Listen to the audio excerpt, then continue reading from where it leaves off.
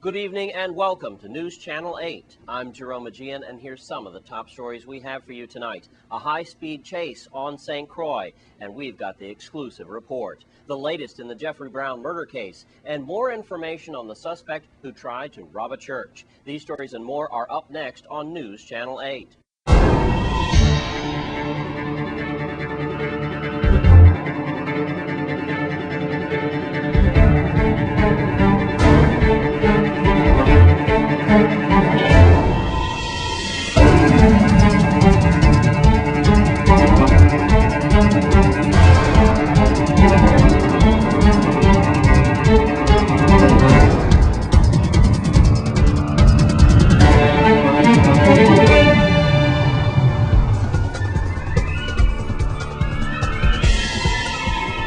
In our top story tonight, there was a high-speed chase earlier this afternoon involving a suspect and the Virgin Islands Police Department. News Channel 8's Wes Small files this exclusive report.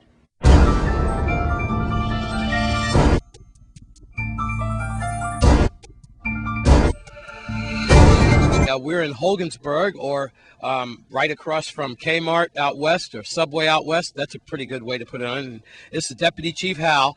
He's going to explain what just happened, but we're just in the middle of a high-speed chase, and now we have a suspect that is in the bushes, and K-9 are tracking him. Deputy Chief, thank you. We know that it's in the early stages, and this is just ongoing. Yes, our units were had a traffic initiative going just west of our location here. And a vehicle originally had stopped for the officers, but when the officers approached, he took off on them. The vehicle actually came around Subway here, and then went into the bushes. You could still see the track marks where he went in. And he had a truck, by the way. We're watching some file footage now of Pell's tow truck company take that out of the bush. And so far, sir, what have you found in that truck? We found a small amount of marijuana, but certainly not enough for someone to look to risk their life for. So we believe whatever he had with him, he took with. And our K-9 units and other members of our special tactical team are in the bushes right now trying to get this individual in custody. Is that truck stolen? No indication that the truck was stolen at this time, but as you said earlier, it is a preliminary investigation at this time. All right. Well, it looks like you've got that suspect trapped between here and the other side of the field, so we don't want to jeopardize this search any more than we're already doing. Good luck to you, Deputy Chief, and we hope your men and women out there are safe. Thank you. I appreciate it. All right. That's what we have. And about 40 minutes ago, VIPD just west of here had a checkpoint, right? And this guy in the pickup truck, you're watching file footage of them confiscated the truck. He just gunned it, and recklessly he made it down here by Subway. We're going to go over and watch some of the tire tracks, that you're seeing there. Look at that. He just drove right through there. There was somebody waiting at the bus shanty, and they were almost hit and killed as he came up this way. So there's the tire tracks, and as the cameraman's going down the tracks, you can see that these tracks lead all the way through here and all the way into the bush where we've got K-9. We've also got federal investigators here from FBI, and the VIPD as well. As you now see deep into the bushes, that's where the suspects are. Now we are at Rainbow Command, and the officers are just getting back from beating the bushes. We have good news. We do have a suspect in custody. Right now, let's take it to Deputy Chief Hal. Yeah, well, I didn't get him alone. K-9 went in the bushes, and I think he knew that the time was up, that if he stayed in there, then the dog was going to get him. So he came and he surrendered himself. So. Came out of the bushes, and myself and another K-9 officer took him in custody. So. All right, and who are we talking about? Michael Mirage is his name. Said he was running because he didn't have insurance on the vehicle. We did find a small amount of marijuana in the vehicle, but we're still conducting an investigation, and the officers are still searching the bushes for any additional evidence he may have left behind. All right, thank you, sir. Any word to wives if people want to run checkpoints? Well, we don't recommend running checkpoints at all. They're set up for a reason. We're out checking, making these streets safer for everybody, and you put everybody in risk when you run a checkpoint like this, and you put all the motorists at risk. And we just recommend you comply, and we get you underway as soon as you can. Certainly, if you're doing something wrong, a checkpoint poses a significant problem for you. But these officers, they're stepping up the heat on the streets every day, and that's what we're out here to do. So if you want to run, we'll be happy to chase. All right. And if a dog goes in the bushes after you, you can expect to get bit. Wow. Oh, he got bit. No, he didn't get bit. He surrendered himself. He's actually he's smarter than the average guy, because I guess when the dogs came in, he knew that it was time to come out. I do have an exclusive interview with the suspect. Why in the world would you run a checkpoint, a police checkpoint? Let's ask him. No insurance on the truck, man. No insurance. No.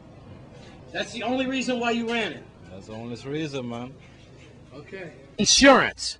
That's right. That's why he ran. Unbelievable. You have it. Another exclusive News Channel 8. We're at Rainbow Command. Suspect is in custody, and the VIPD doing their job once again. At Rainbow, I'm Wes Small for News Channel 8. And in other news, the jury has now been selected in the high-profile Jeffery Brown murder case. Once again, security was off the charts earlier this morning. News Channel 8's Wes Small has the story. The high-profile JFK Christmas Day shooting case is now in effect. Jury selection has been finished. Of course, we're talking about the former police officer, 29-year-old Jeffery Brown. The former police officer who was on medical leave at the time of the murders. That happened on December 25th, 2007 at about 1:30 in the morning.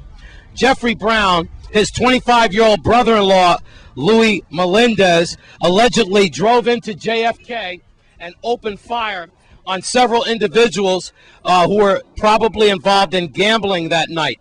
Anyway, among the dead was 18-year-old Alan Burke from Tide Village.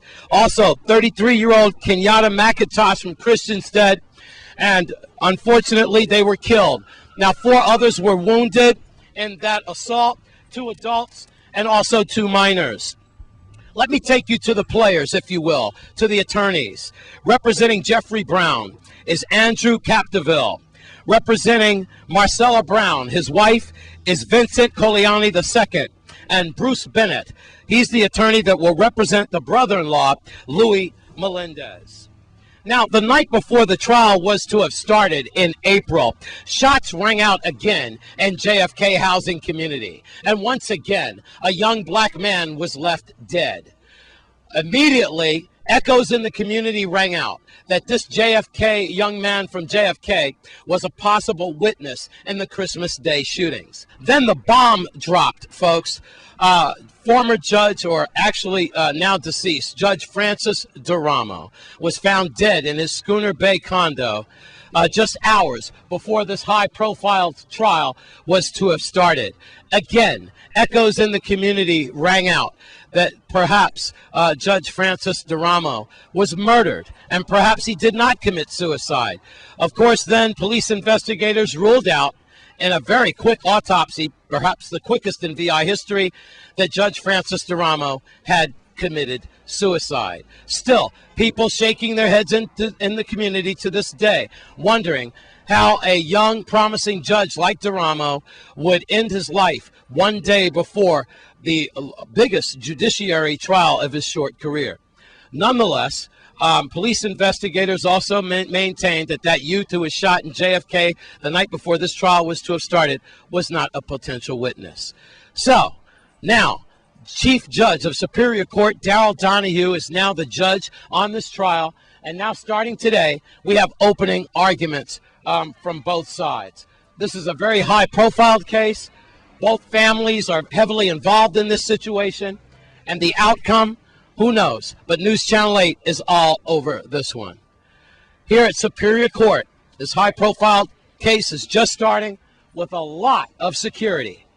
I'm Wes Small for News Channel 8.